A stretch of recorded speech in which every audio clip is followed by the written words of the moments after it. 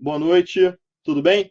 Então, conforme nós combinamos, eu estou entrando aqui ao vivo para falar um pouquinho sobre as minhas impressões iniciais sobre a reforma trabalhista da Lei 13.467, tá? Aprovada agora recentemente. Bom, muitos perguntam se essa lei realmente é uma reforma trabalhista, quando que ela vai se aplicar, se aplica aos contratos vigentes agora, o que ela mudou. Então, hoje eu vou falar rapidamente só as impressões gerais, né, dar um overview aqui sobre os principais dispositivos, mas sem entrar a fundo. Na verdade, eu quero apenas passar para vocês minhas impressões iniciais sobre o que foi alterado e quando que a gente vai observar essa norma entrando em vigência. Tá? Bom, então vamos começar pelo início, falando um pouquinho qual era a pretensão do governo ao aprovar essa reforma trabalhista. Isso é público, né, acredito público e notório, que o governo propôs a reforma com o intuito de aumentar o número de formalização de trabalho. Né? Então, a gente sabe que muitos trabalhadores não são formalizados, isso quer dizer, não estão formalmente registrados, pagando, né, ou seus empregadores pagando contribuições previdenciárias, FGTS, pagando direitos trabalhistas. Né? E uma das reclamações, e isso também é um reclame que é público, é que essas pessoas que não pagam, esses empregadores que não formalizam seus empregados, alegam que o custo de se registrar um trabalhador, a burocracia é muito alta. Então, o governo, seguindo essa lógica, propôs essa dita reforma tributária, visando acabar com essa dificuldade, com essa burocracia e, de certa forma, reduzir aí para alguns, né, os direitos dos trabalhadores que geram bastante encargos para os empregadores. Tá? Pelo menos essa é uma certa visão de alguns. Né? Eu vou falar sobre isso. Tá? Mas é importante ter essa ideia que o governo propôs essa reforma. Claro, a gente está vivendo uma questão política e séria, né? Mas é uma bandeira já antiga, né, de se reduzir o custo Brasil, e um dos fatores do custo Brasil é justamente os encargos trabalhistas, e aí não só tributários, mas também a burocracia que existe para controle da formalização. Né? Então, o empregador tem uma série de documentos para preencher, as formas de recolhimento dos tributos realmente são hipercomplexas, né? Admitem muitos erros, os procedimentos na Caixa Econômica, o sistema da Caixa Econômica realmente não é dos melhores.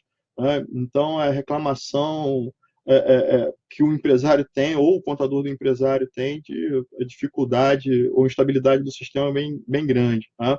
Então, existe sim esse lado. Tá? Então, seguindo essa lógica, o governo propôs essa reforma. Agora, o que aconteceu a partir desse momento que a proposta foi encaminhada para o Congresso, que surpreendeu a todos, de certa forma, é que não houve debate. Né? Então, o debate foi em tempo recorde, um projeto que mexe tanto na nossa legislação, né, que deveria ter sido debatido bastante, não foi tão debatido assim. Nós vimos as cenas lá no Congresso Nacional, né, de senadores ocupando a tribuna, a mesa diretora, não deixando, tentando bloquear a votação, e o discurso era esse, né, que faltou debate. Tá? Bom, visto isso, é interessante eu alegar aqui para vocês, né, ou pelo menos mostrar para vocês, que realmente o que foi feito nesse projeto, eu fiz um levantamento rapidamente analisando a lei, né, é que realmente nós temos uma alteração substancial das regras trabalhistas. Tá? Eu não vou hoje aqui dizer que direitos foram suprimidos ou não, mas realmente houve uma mudança, talvez, do perfil da nossa legislação, tá? Onde ela era muito protetiva e ela trouxe, pelo menos nessa primeira impressão, um direito mais igualitário para empregador e empregados, né? O que, de certa forma, é preocupante, né? Em algumas situações e outras não. Né? Eu concordo, por um lado, com aqueles que criticam, né? E com aqueles que elogiam também. Por quê? É evidente que, quando a gente observa a legislação posta agora, nós notamos que há um tratamento direcionado aí para aqueles empregados, né, funcionários que possuem um nível superior, alta remuneração. Então, por exemplo, está aqui na reforma que se poderá incluir no contrato de trabalho uma cláusula arbitral. Né? E, como vocês sabem, colocando a cláusula arbitral, afasta o Poder Judiciário. Né? Então, isso é autorizado apenas para alguns empregados, né, que ganhem X de salário. Tá? Então, isso é só um exemplo, eu não vou aqui entrar nos artigos, hoje é só uma visão geral, né? Mas é um exemplo do que foi feito. Ok, para esse empregado que ganha um salário elevado, tem nível superior, né? Uma pessoa esclarecida, não vejo grandes problemas. É interessante que exista essa possibilidade legal. Tá? Agora, imagine isso sendo utilizado para qualquer nível, né, de funcionário. Muito complicado, muito complicado. A lei, de certa forma, estabeleceu um patamar e a questão é discutir esse patamar. Né? Então, o que talvez tenha faltado, no meu sentir, é uma discussão de quais são os limites. Né? O que eu vou considerar como um funcionário altamente esclarecido, né, ou de alto nível, vamos dizer assim. Isso talvez tenha faltado o debate. Né? Quem estabeleceu esse valor? Que critério? Né? Então, isso faltou um pouco de transparência, me parece. Tá? Então, a gente já tem hoje manifestação de organizações ligadas aos magistrados, né, o Ministério Público do Trabalho, a própria OAB, questionando a forma de aprovação da lei e os pontos da lei. Então, é importante, nesse primeiro contato com a lei, que eu quero ver, inclusive vocês podem se manifestar aí, quem estiver vendo, né, e quiser falar alguma coisa, pode falar, se já viu alguma coisa ou já leu alguma coisa sobre esse projeto, né, que virou lei, mas é importante vocês entenderem, primeiro, a intenção do governo, né, que aí eu estou tirando conteúdo político, tá? Não vou entrar aqui na seara política, mas era um reclame que existia. Tá? Uma reforma trabalhista, como existe a reforma tributária, a reforma previdenciária, né? Mas era um reclame que existia, então realmente era necessária mudança. Eu só não sei se essa mudança foi boa ou ruim, né? Talvez só daqui a alguns anos nós saberemos, tá? E há uma reação contra isso. Né? Essa reforma, do jeito que ela foi aprovada, há uma reação. Então, nós vemos aí juízes, embargadores, associações de magistrados, Ministério Público, né, questionando muitos pontos, né, e não duvido que venham a ser propostas ações de inconstitucionalidade, tá, quanto a vários dispositivos. Bom, então, nessa visão geral hoje, eu quero dizer só poucos detalhes aqui da lei que eu acho que são interessantes. Né? Primeira coisa é dizer que eu separei na lei 48 pontos, 48 temas que foram regulados de forma diferente. Tá? Então, são 48 temas. E aí, eu separei aqui, fiz uma listinha à mão, né? Vai de características de grupo econômico, é o primeiro tema, e aí passa por conceito de tempo à disposição, interpretação, integração da lei trabalhista, né? Responsabilidade de ex-sócio, prescrição de créditos trabalhistas, jornada de trabalho, trabalho em tempo parcial, pedido de descanso, teletrabalho, férias, dano extra patrimonial, sucessão trabalhista, remuneração. É muito tema, tá? Eu separei aqui 48 temas, mas são os temas. Na verdade, possivelmente aqui passamos dos 100 dispositivos, ou revogados ou alterados, ou acrescidos, né? Tá? Então, entre acrescidos modificados, alterados e revogados, passamos de 100 dispositivos. Então, para quem vai fazer concurso público, né, na área trabalhista, que exige a legislação trabalhista, para os alunos que vão fazer prova da ordem na área trabalhista, né, ou até para a parte objetiva, né, aconselho que estudem bastante e vão ter bastante coisa para estudar. Tá? Então, dentro desse panorama, desse número de temas que foram alterados, tá? Nós temos direito material e direito processual. Alguns pontos aqui bem interessantes para os empresários, né? Principalmente aqui na parte empresarial, né? Acabar com a revelia por não presença do preposto, detalhar o procedimento de desconsideração da personalidade jurídica, o conceito de grupo econômico, a responsabilidade dos ex-sócios.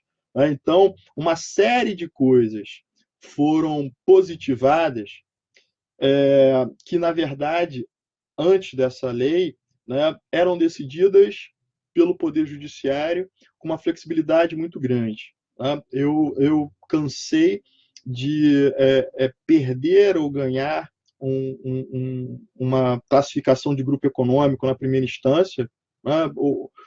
Cada juiz dava uma sentença diferente, né, nos casos, e quando chegava no tribunal se invertia completamente, às vezes de forma unânime, às vezes nem por maioria, né, não unânime.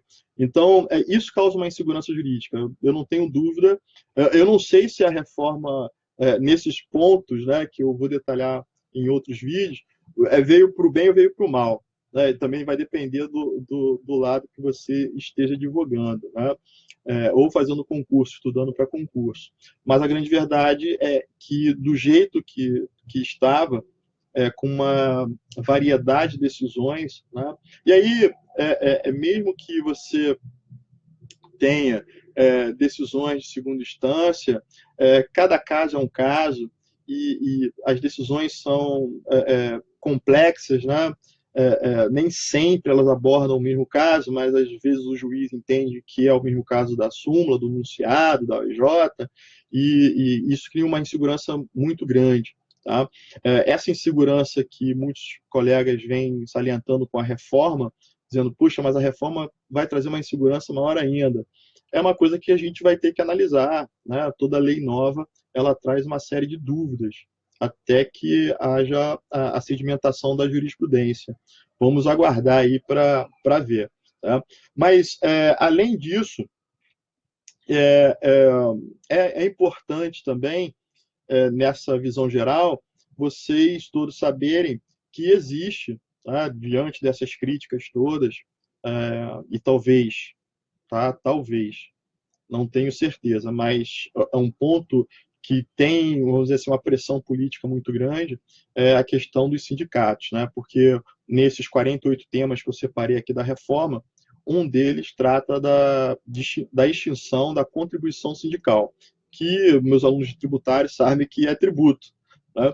É um tributo especial, uma contribuição especial, e é compulsória. Então, quem está estudando direito tributário agora vai ter que, né, rever o conceito de tributo, porque quanto à contribuição sindical, ela passou a ser facultativa. Tá? Então, eu entendo que deixou de ser tributo. Tá? Então, a contribuição do sindical deixa de ser tributo para ser apenas um valor pago voluntariamente. Tá? Bom, esse ponto me parece que, politicamente, os sindicatos têm bastante força e faz com que o governo tenha anunciado que vai fazer uma medida provisória para alterar, né, a Lei 13.467. Tá? Então, um ponto importante que muitos me perguntam, eu já posso já estudar essa lei para concurso? Calma, você já pode começar a ler, já é um grande passo, mas tenha calma porque tudo indica que essa pressão política dos sindicatos junto ao Poder Executivo faça com que o Poder Executivo, né, especificamente a Presidência da República, elabore uma medida provisória, de certa forma alterando alguns pontos. Né? Dois pontos me parecem cruciais aí de força política, vamos dizer assim, que realmente são chocantes, né? Que é acabar com a contribuição sindical e ponto, né? Sem nenhum tipo de retardo, né, ou diminuição progressiva, simplesmente acabar, zerar. Então, o sindicato que gastou o dinheiro, não guardou dinheiro, a partir do ano que vem não vai ter verba nenhuma. Né? Então, isso, de certa forma, mas o sindicato gastou dinheiro errado, mas sim, acontece, mas é uma falta de segurança jurídica muito grande, né? Então, de repente, vem uma lei que acaba completamente com a sua fonte de receita principal. E, por outro lado, o sindicato ganha uma força aqui, porque tudo pode ser negociado com o sindicato nessa reforma. Então, é um paradoxo que me parece que há uma justificativa assim dos sindicatos de reclamarem isso e terem aí talvez atendido o seu pleito. Né? O outro ponto que me causou assim uma surpresa grande, e eu acho que é uma força política e social muito grande, é o trabalho da gestante, né? Onde se escalonou o trabalho da gestante em locais insalubres. Né? Então, esse ponto um ponto que realmente é interessante. Né? Eu não tive tempo ainda de ver os debates, como ocorreram os debates desse ponto específico, seria interessante saber, mas como se aprovou uma norma que diz, não, a gestante, né, vai trabalhar em lugar insalubre e acabou. E ponto, né? Então, um ponto também interessante. Esses dois pontos são os principais, existem outros, né? Vários outros que vários grupos aí estão se organizando para questionar o presidente da República sobre uma alteração através de medida provisória. Então, isso também é importante desse panorama geral, entender a visão do governo para elaborar o projeto que se tornou lei e agora essa onda de debate posteriormente à lei que pode gerar a edição de uma medida provisória para alterar aquilo que acabou de ser sancionado. Tá? Então, vamos aguardar aí nas próximas semanas, né, se virar essa medida provisória, tá? Com algumas alterações, e eu diria que essas alterações serão mitigações daquilo que foi feito, porque realmente houve uma mudança radical do ordenamento legislativo trabalhista. Né? Basta dizer que o contrato de trabalho era um contrato de adesão. Tá? Quer dizer, basicamente, né, o empregador contratava uma pessoa, assinava a carteira dela, não precisaria fazer um contrato escrito, né? Bastaria assinar a carteira e já é um contrato, porque a partir do momento que você assina a carteira, todos aqueles direitos, né, que o trabalhador tem na Constituição, na legislação, na CLT, passariam a reger aquele contrato. Né? Mesmo que você não assine, né, como todos sabem, mesmo que você não assinasse o contrato, a carteira de trabalho, é, se houvesse as características, né, de vínculo empregatício, todos os direitos também seriam aderidos àquela relação. E o projeto ele muda isso, né, substancialmente. Né, muda isso de uma forma surpreendente, uma flexibilidade muito grande para a negociação individual e coletiva. Eu tenho artigos onde eu defendo a negociação coletiva, eu defendo o fortalecimento dos sindicatos, que existem sindicatos sérios, embora existam também aqueles que são não tão sérios assim, mas muitos sindicatos são sérios e representam efetivamente, dão força à negociação entre laboral e patronal, mas do jeito que foi feita a lei, até isso, né, de certa forma, ficou um pouco estremecido, né, já que, de certa forma, aumentou o poder do sindicato e, por outro lado, tirou a fonte de custeio principal. Isso é até complicado, né, porque como o legislador cria uma série de obrigações, ou pelo menos abre a possibilidade de uma série de obrigações para o sindicato, e o sindicato vai ter que correr atrás de uma receita, não terá mais uma receita compulsória. Então, isso me parece que é importante entender essa reação e essa possibilidade de uma medida provisória vindo. Para encerrar nessa visão geral, uma dúvida que eu acho que é a principal, né, de todos, esse é o questionamento que todos me fazem, é quando essa lei vai se aplicar. Tá? Pelo que está na lei, ela entra em vigor, né, a partir da publicação, mas a sua eficácia só começa em 120 dias. Tá? Então, na verdade, isso daria lá dia 13 de novembro. Tá? Dia 13 de novembro, então, entra efetivamente em eficácia plena a legislação trabalhista nova. Ok? Então, todos esses 48 pontos aqui que reformulam quase que completamente a relação de emprego-trabalho, só começariam a valer para os contratos assinados a partir de novembro, né, 13 de novembro desse ano. Tá? Me parece que isso está bem claro. Qual é a dúvida que os empresários fazem, os alunos fazem, né? Mas mudou o sistema, é igual a Constituição, mudou a Constituição, é recepcionário e vamos embora e toca? Não, calma. Aí tem que se ver cada direito. Nesses 48 temas tem temas sucessivos que podem se aplicar, no meu entender, durante o contrato, outros não, né? Tem que ocorrer uma repactuação necessária, tá? Então vejam, na verdade, então são 120 dias para os contratos novos. E os contratos atuais? Esse acho que é o principal ponto. Regra geral, os contratos atuais, eles têm direito adquirido. Tá? Então, são atos jurídicos perfeitos, acabados. Então, lei nova não pode alterá-los.